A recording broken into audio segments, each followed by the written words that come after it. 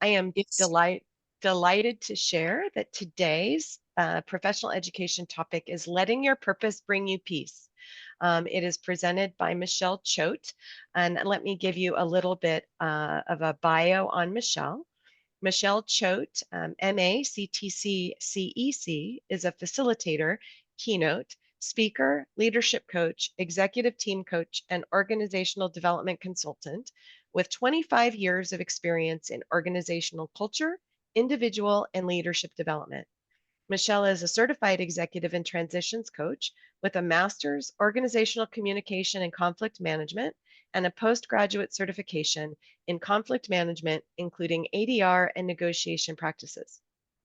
Healthcare, nonprofits, technology, government, and higher education clients seek out Michelle to conceptualize solutions that build on strengths and develop skills that reflect individual and team purpose. She facilitates a collaborative process that enables individuals and teams to lead themselves and others with increased focus, clarity, and confidence. It is my pleasure to welcome Michelle to Learn. Michelle has been my own professional coach, and I now have the honor and pleasure of calling her friend. And now I get to share her with you.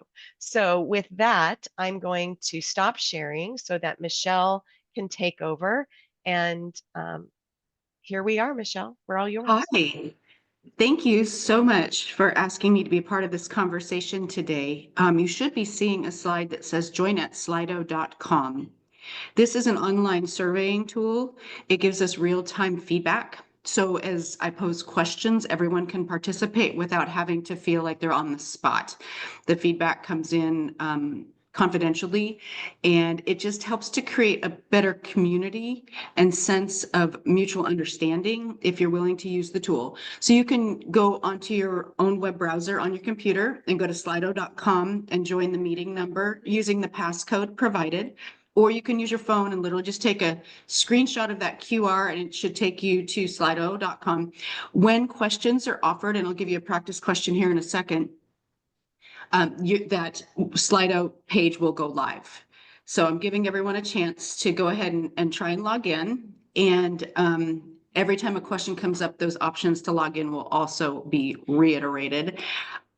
Dara, thank you so much for the introduction. It's been such a joy to watch Dara on her journey and watch how she's taken her passion for care and applied it in not just her own life, but in the lives of others who are seeking to provide services. I just to give a brief apology, I am in a hotel and the Wi-Fi in my room was not working. So now I'm in a public area. So when you hear the rattling go by, that's people bringing, it appears to be bread carts or I don't know, some major like piece of equipment by me. But be it as it may, I'm glad to be here. I work in emotional intelligence, and so the topic of finding peace in our purpose really does relate so much to the work that I do. And when we think about how we come along on our journeys, I think about when I was a little kid. What was my purpose? Well, those are things that we develop pretty young. When I was a kid, my dream was really to be a performer. I thought for certain I would be singing with the Beach Boys because I knew all their songs by heart. And well, that's because my mom and dad had the 8-track of Endless Summer. So, if you recall those, you didn't have a choice but to listen to it over and over. And I would be on a stage and the fans would love me. And it was a pretty powerful vision. Then I got to be the lead in the kindergarten play of The Kitten with the Little Red Bow. Right here. I wowed the audiences with my sublime meowing. We all have gifts, and I thought that mine would be to be present in front of people and receive their accolades. By the time I got to junior high school, that had changed though. I shared with my mom when I was about 14 that I wanted to be a cross-country truck driver.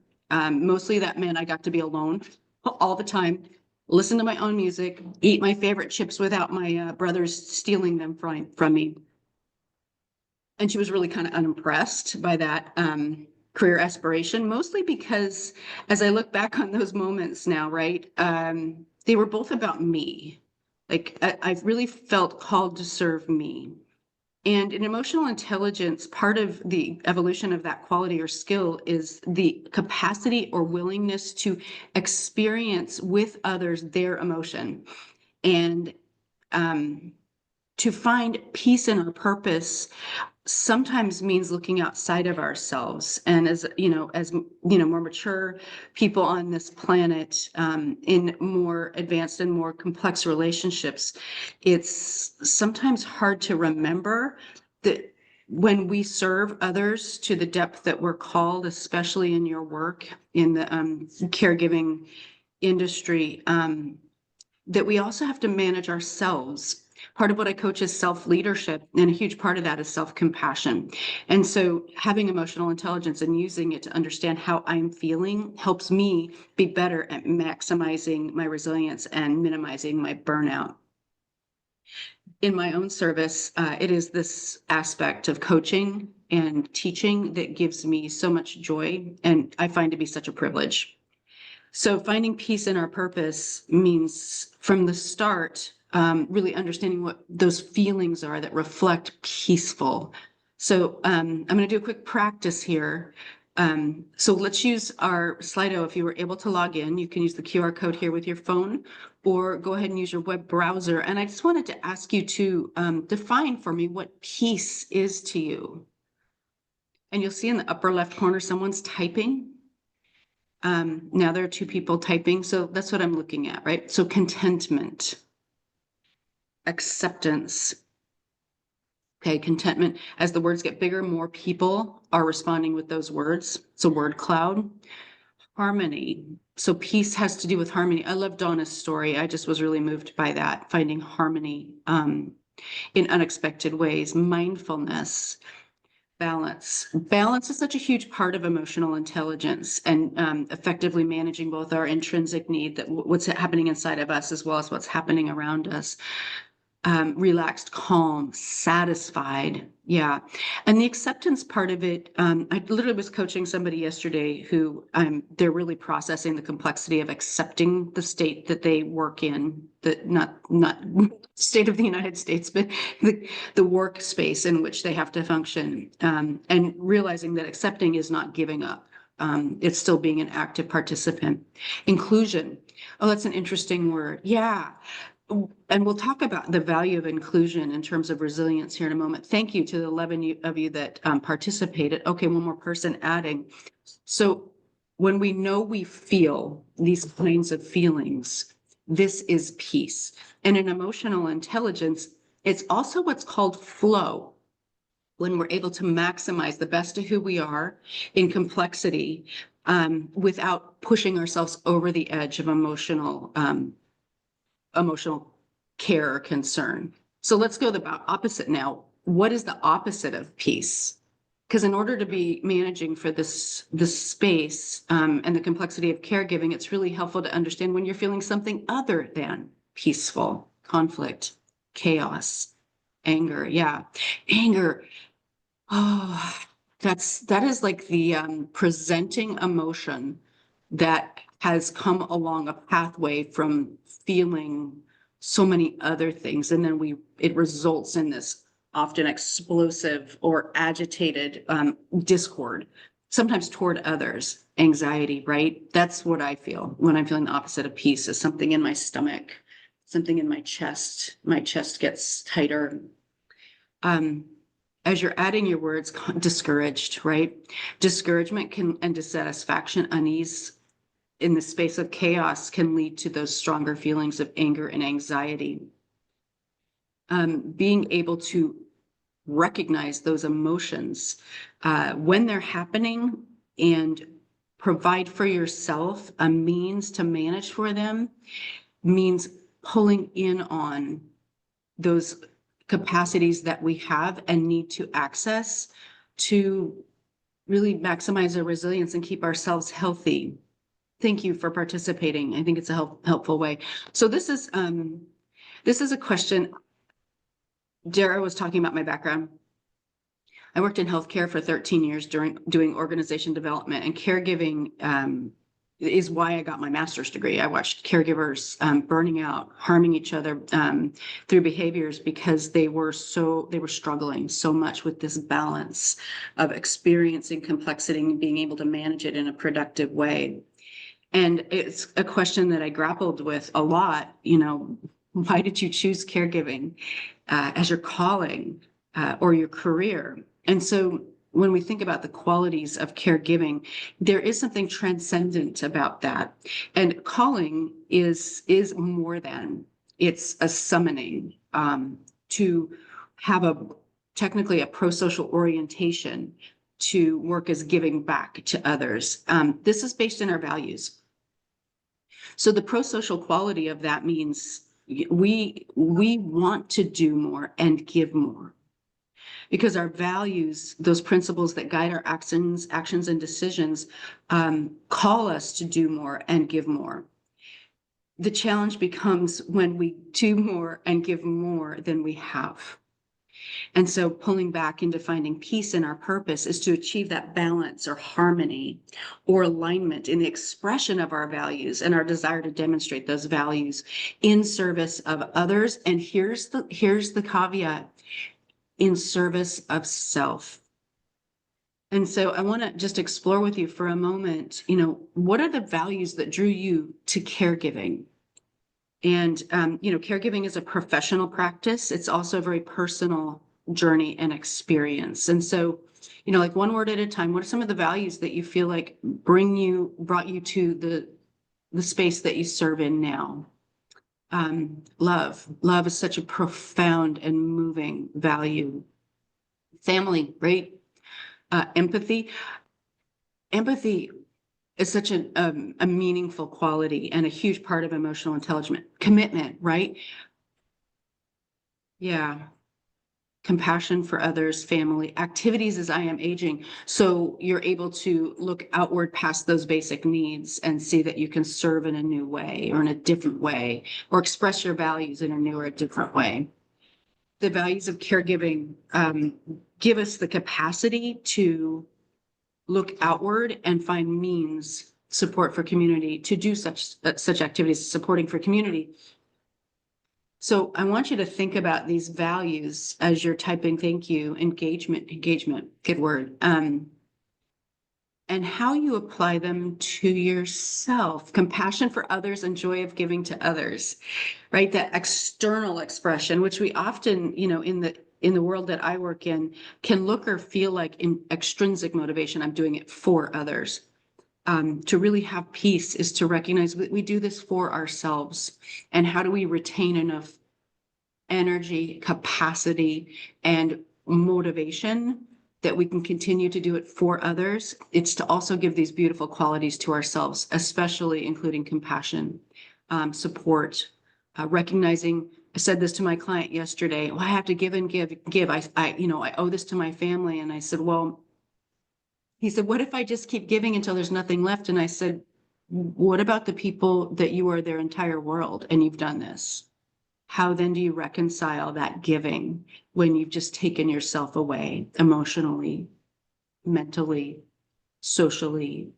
And it really caused him to pause. And that's what I call you to do today, is just to pause and recognize the values that drew you to caregiving, those that you shared. Many of them are similar to the ones that I had anticipated. When we know our purpose and we behave in alignment with our purpose, so that the heart of every significant decision and action we make is that value, we have a greater sense of connection and a greater access to those qualities of peace, the calmness, the presence, the capacity to serve selflessly and yet without cost to self.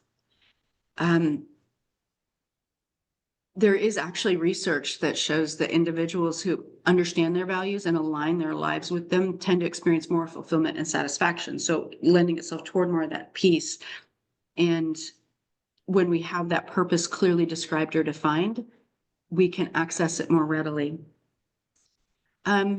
feel free to open your mic at any time. I'd love to just get a sense, how many of you have been consciously evolving and defining that purpose that your values call you to achieve? Is there a formal way that you describe it? Like, my purpose is to, when I'm caregiving or on this planet or with my family or with those I serve? Or if you'd like to share it in the chat. If it's not something you've formalized, This, oh, go yeah, ahead, please, Charlie. Yeah. this is Charlie. I think as I've been evolving, I truly do find joy in bringing care to others. And so for me, it's balancing, what am I getting out of it and what am I giving? And being able to just make that Right. balance work for me. I I tell my families, I don't want to do more on your journey than you're doing. I want to walk with you on your journey, but Yeah. we need to work together. I can't do your homework and expect you to pass a test. Right. So I don't want to do more than you're doing to move forward. But the That's joy a, that I get in doing it is great. yes. Yes. And that, I love that you use the word balance, because that's what it's going to come down to so often is, you really can't give more than you have.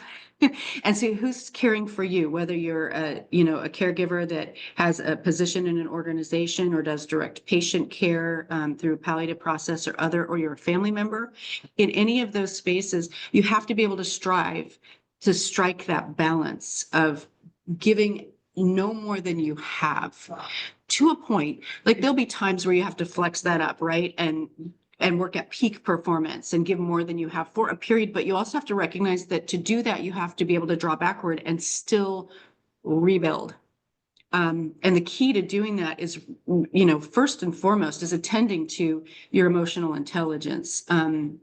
That our ability to know ourselves and to recognize that our motivation to serve must be matched, to serve others must be matched by our motivation to serve self. The client I was speaking of yesterday literally said, "Isn't it selfish for me to want to take care of myself too, when I should be giving more to others?" And it just is, it's a striking conundrum that we in our culture are managing for, as there are fewer support systems. And as you were discussing early, there's greater distance between the parties that are participating in service of, in the caregiving realm. When we do much or too much of any one thing for others, we have to assure that our values are backing our own capacity for self-care. Expressing those very same values in such a way to increase our own resilience. That means attending to those feelings. If I'm striving for peace or balance, connection, and I feel something other than, like, those emotions or the experiences of qualities like chaos or anxiety. Emotions are a piece of data. They tell us something, and we often suppress, oh, I shouldn't feel that way. I shouldn't feel that way. I shouldn't feel that way. When in fact, when we do suppress, we end up enacting perhaps behaviors that are unproductive. And now we end up in a shame cycle. So the self-awareness quality of emotional intelligence means I have to be aware of my mood and my thoughts about my mood. Seeing myself objectively and recognizing when I'm not behaving in alignment with the values that I hold most dear. We sometimes don't realize when our emotions are strong or we've been suppressing them for a while that we're enacting behaviors that reflect the less productive qualities. And then we end up creating really conflict within ourselves that takes away our capacity for peace because we feel bad. So a huge aspect of finding peace within ourselves is just to know myself. How do I feel about myself? How do I value myself? How aware am I of my emotions and where they come from and the impact of these on how I feel and value myself? There's some interesting research that was recently published in geriatric nursing. And if you're interested, I'll share the link to that article. Okay. And I found this really, really in alignment with the emotional intelligence coaching and work that I do. When caregivers have aspects of their life that help them re-energize, increasing their resilience and greater focus on purpose in their life, as well as the deep social connections that you've spoken of, those family members and others. Loneliness and depression in caregivers is decreased, and it's a very clear connection between those two balancing acts. So being able to recognize that caring for others is demanding physically, socially, and emotionally. The more you can add qualities of resilience, purpose in life, and social connection, the less likely you are to experience the complexities of loneliness and depression. So caregiving interventions that include that focus, whether you have a business, whether you yourself work in the industry, in the caregiving industry, or as a family member who's giving care, as many of you noted, sometimes you're both and. How are you going to make sure that you are attending to those qualities and characteristics? Because the associated psychological protective factors that come with these qualities will protect you from the complexities that come from the difficulty of the work that you do. One thing I think is important is really to define resilience. A lot of people say it's bouncing back. That's actually not accurate.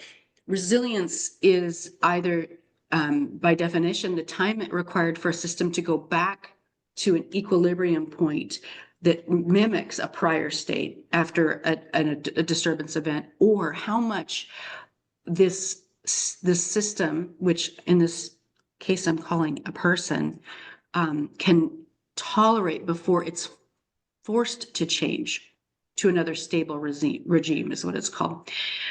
So coping with loss and change and trauma means not just bucking up and bouncing back. And I think it was Donna that said, just putting my head down. But it means looking for ways to grow ourselves, our capacity, increase our learning, increase our skills, increase our network so that we have greater capacity for resilience and our ability to cope with the complexities that come with caregiving. I have a little self-assessment. If you just take a piece of paper out, scrap paper, I'm going to ask you, I think, 13 questions to reflect on. If you answer 1 or 2 on a scale of 1 to 4 on any of them, make note of the title of that. And so I'm going to share this with you now, and I'll explain it again. So on a scale of 1 to 4, answer each of these questions. If you answer on a 1 or 2 on connections or benefiting others or physical self-care, stress reduction or flexible thinking or self-confidence or openness to experience, just write down that aspect of resilience. I'm not going to ask you to share. This is just for you.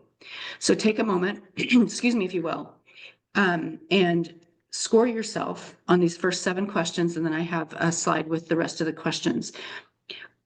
As an emotional intelligence coach, I use data a lot. If you're not growing, you're dying, right, Garth? Thank you for sharing your purpose. And I think that is my friend Laureen. Hi. It's known Laureen for a long time. It's so cool to connect with you here. Having a capacity for resilience is not an on or off switch. It's more like a harmony that comes from creating balance. And you may be able to create depth in one area when you have a deficit in another for a period of time to reorient yourself back to a more resilient state. But when we look across this resilient self-assessment, you'll see that in these areas, there's a lot of opportunity that you may not be thinking about creatively to increase your resilience. As an EQ coach, I use this kind of data all the time because it helps give us objectivity about our experience. So answering a 4 means you're always doing these things. Answering a 1 or a 2 is never, rarely, or infrequently, right? So I'm going to move to the next slide, unless anyone still needs to look at these, and have you go ahead and answer the next set of questions. workability, awareness, experiencing and facing big challenges, willingness, engagement, big picture. So going ahead and continuing forward on this self-assessment. Once you've completed the self-assessment, scoring yourself as a 1 to 4, 1 meaning never or rarely, 4 meaning always, go ahead and add up the total, making note of any of those sections where you might have rated yourself a 1 or a 2. And once you've completed that, I'll put up the scoring rubric and open it up for an opportunity for you to consider and share perhaps opportunities that you see by looking at this experience of resilience a little more objectively, that you might be able to enact to increase your own resilience. To find peace and purpose means having that reserve, and resilience is a means by which we can maintain a reserve. So answering questions 8, 9, 10, 11, 12, 13, and then adding up your totals, noting any areas that you are a 1, 2 on your self-score. What's interesting is this is part of emotional intelligence, the intrinsic quality. How well do I know me? So, really important that you're honest with yourself. No one's going to see this. I would imagine those around you who count on you and who you serve would score you higher in a lot of these things than you score yourself, because of that external facing motivation to serve others in your values. So I'm going to go ahead and switch to the scoring rubric, unless you all need to continue on this page. Go ahead and pop in the chat or speak up if you need me to stay here for a moment. So based on the numbers, if you're 36 or higher, you see yourself as resilience. You could be, if you're managing your world like this, with this level of effectiveness and intentionality, what a great support and role model you can be for others. If you're more in the middle, which I did it myself, and I find myself more in that middle, I've really focused on the categories where I rated myself a 1 or 2. We don't have to correct everything all the time. If I'm a 3, that's fine. That's good enough for now. But really, where can I focus on setting some goals for improving that quality or characteristic of resilience building that I may not be maximizing to this point? Now, if I scored 26 or lower, you can do the math. Everything was a 1 or a 2. Your self-perception of resilience is probably lower.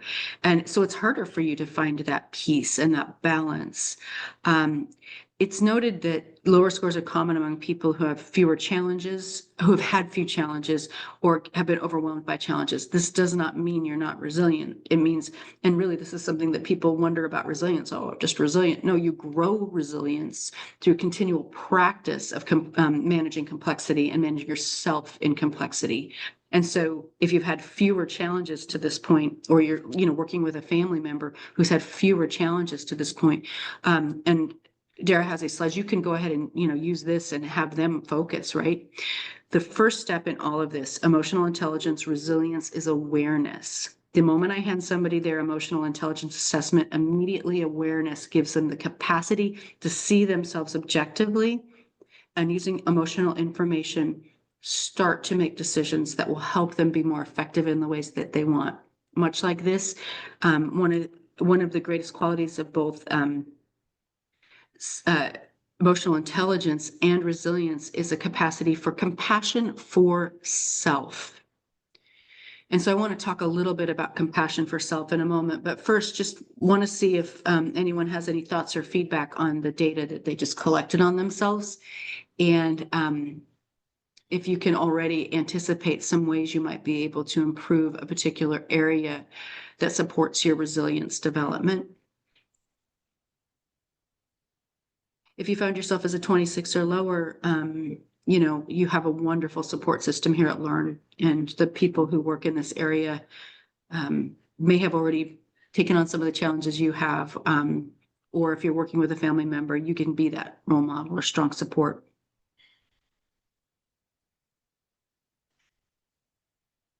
Chat. Physical self-care and stress reduction always seems to take a back seat for me, right? It's so interesting how we put aside this vehicle, which By the math, we only get one of at this point in our scientific advances in medical advancement. The need to care for self physically is really, we're the only one charged with that and the only one that we can go ahead and manage for. So I think it's one of the places we have the greatest amount of control, and that we tend to give it up so quickly is really an interesting quality. Stress reduction as well. Like that's another place where we can choose something different.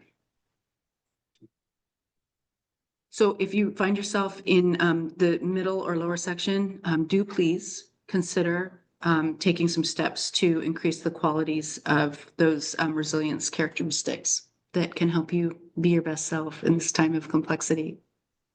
I want to talk a little bit about self-compassion as we wrap up our time together. So first of all, I want to let you know that self-compassion is really interesting, and it's studied significantly. Dr. Krista Neff has been studying it for more than 20 years. It's we often don't allow ourselves to feel or honor our feelings as valid, and it keeps us from managing our emotions because we're not actually acknowledging them in a productive way.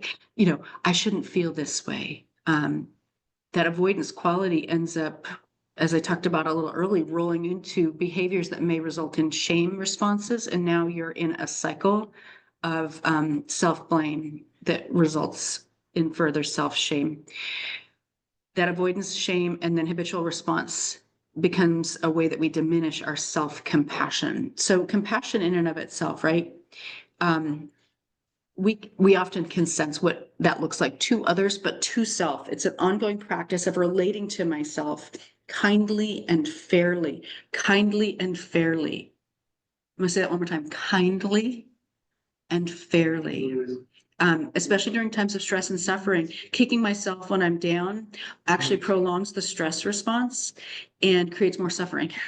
It delays our ability to access our capacities for resilience. So think about self-compassion. It could be pedicures and massages. But when I say self-compassion and relate it to self-care, it has to do with caring for yourself as if you were a friend of yourself. It's not self-pity. It's not laziness. It's seeing that you have a capacity, like everyone else, to feel and to honor those feelings. Pay attention to your self-talk. If your self-talk is not one that is eliciting feelings of peace and more the opposite of that, then you're perhaps not being very good to yourself as a friend. Knowing your values and anchoring your values to self-compassion means treating yourself in such a way that you can see your own values reflected in how you think about yourself. When our values get triggered, it can be really a struggle. Like if my value, excuse the noise, if my value of service to others is not serving me well, it could be that value is a trigger for feelings that are unproductive. And so that comes from maybe others not demonstrating our value, or if we're not behaving in alignment with that. If it's us not doing it, if we have a habit of responding in that selfless way, just give, which is often a reflection of boundaries that are maybe not as strong as they could be, that's a chance to assess whether that value is being applied to ourselves with the same rigor that we apply it to others. And we often set up for ourselves these unrealistic expectations. Oh, no, this is my job. It's not okay to be depressed or anxious. Your work is super, super hard. Yes, it is okay because your work is hard. It's going to happen. Yes, you will have painful feelings or thought. If you're saying things to you like, others they should know what I need. Or I should be doing this, or I'm not good enough if I'm not, or why don't they know this about me? All of those things are means by which we undermine our capacity for self-compassion.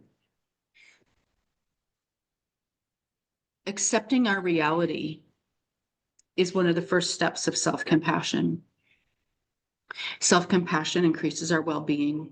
The hard math of it is, if you are more self-compassionate, we're we're more likely to be exhibiting better and healthier behaviors. When we are more self-compassionate, we're actually nicer to others. And isn't that a huge part of what you do in terms of your caregiving? Charlie says, I firmly believe I cannot control life or my emotional response, but I do my best to control and react to my emotions. And I celebrate the 80. Yes. And I love that you celebrate the 85%. And then I see that there was another comment above. I'm scrolling here. Always room for improvement, right? Avoiding head trash. You know, if we sat next to a person on the couch who spoke to us the way we spoke to ourselves, would you really want to hang with them? I think it's an important question. So self-compassion in its formally defined sense by Dr. Neff is mindfulness, that awareness that we've talked about. Naming it to tame it. Am I aware of the physical, emotional, or mental pain of any given moment? Honoring that with self-kindness. And one of the other qualities that I heard Donna talk about is that common humanity, recognizing that these experiences in our work, if this is our chosen profession, or in our phase of life as we manage family caregiving, is that this is normal. I am not the only person experiencing these complexities. I am not alone. And so using that framework of self-compassion, we have to assess whether we are moving into the shadow of each of those qualities.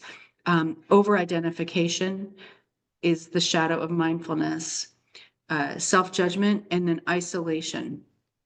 These are habits of thinking that move us in a pathway of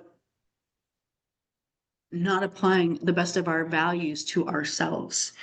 And so to overcome over-identification, I'm the only one. I must be less than because I'm not kind enough.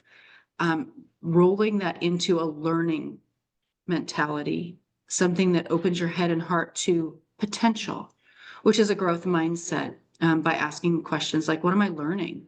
And how do I add these learnings to what I'm experiencing to create greater perspective? Moving away from self-judgment, listening to myself and asking myself questions about how am I being kind and understanding to myself? And what can I do about what I'm observing in myself? All of these are very intrinsic in their nature. They look back at ourselves because self-compassion is truly about that. And then the capacity that we have to isolate. I don't want to be a burden. No one else needs to help me. This is what I'm supposed to do. Those big words that suggest that we don't have choice. Perhaps exploring aspects of the recognition that we can to honor that we and others experience these kinds of complexities all the time.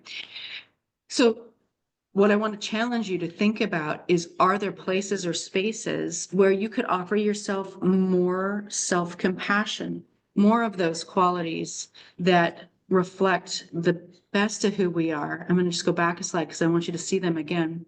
Mindfulness, self-kindness, and common humanity. Those qualities of self-compassion. Thinking about compassion, and I typed this very intentionally, compassion for self is a compass. It's a means by which we can focus our energies and efforts to take us toward the outcomes that we really truly want for ourselves and the people we care for and about. When I was parenting my teen, if any of you have parented a teen or have one now, you know what I'm talking about. She was about 13 or 14. And I heard myself saying something in my mom's tone of voice that I knew wasn't me, didn't reflect the best of who I was. And I stepped away and I thought, what was that about? And I realized that, we all have our own journeys. And I was starting to frame her behaviors as reflections on me, which isn't true or valid. She has her own autonomy. And in fact, I can tell you she's grown into an amazing human being. At that time, I thought, who do I really want to be? Like, in the end, how do I want to be for her and to me, to recognize that I'm still on a healing journey, as many of us are. And so I wrote down, and I'm not joking you, on a little tiny sticky note, I called it my mini-festo. And it was my compass for my relationship in how I wanted to serve her and our mutual outcomes for the long term. And this was my goal. And perhaps those of you in caregiving find this funny. I find it a little bit humbling, but I was like, okay, in 60 years, if she's managing my care and medication, how do I want her to feel about me? And so when I started to hear myself behave and notice when I was feeling feelings that were the opposite of peace in terms of how I wanted to be a parent, I reoriented back by reminding myself that I'm on this journey on my own, and any mistakes I make are normal and natural, and I still get to choose my responses. And that became a compass for both how I wanted to serve as a parent, but also in the end, the relationship that I have with her, which is wonderful. Peace and purpose won't come without our intentional nurturing of it. And as someone who's worked with caregivers for a long, long time, I hope that you can honor the calling that's brought you to this work, and the human that you are that does this work with the same level of compassion and the same application of your own values to you as you are willing to freely give to other, maintaining that balance and creating for yourself hope and resilience. I love this quote by Viktor Frankl, and it's something that Viktor Frankl, if you have not read his book, Man's Search for Meaning, puts a lot of stuff in perspective. He said, life is never made unbearable by circumstances, but only by lack of meaning and purpose. So knowing what you're capable of, focusing on that long goal, setting up means by which you can grow and act within your capacity to be your best self, and giving yourself also the objective measure of effectiveness by setting goals and achieving those goals through your practice and the application of your purpose. And so with that, I want to thank you for your time. I put up a self-compassion assessment on my link tree, and this QR code will take you there. You can also see other stuff that I do. I'd like to open up, my husband would always tell our children to plan the work and then work the plan. I love that. That really speaks to the end product that you're describing. That this is more than a day. This is more than like a short-term thing that we do when we choose to serve. It's for a far bigger purpose. I'd love to hear if you have any thoughts or questions as we wrap up our time together. On your previous slide, Michelle, one of the things that really spoke to me is celebrating the progress, and even in the imperfection of that progress. I think, you know, the work we do is often imperfect and messy, but celebrating your own progress and helping others, celebrating their progress and helping themselves and their families.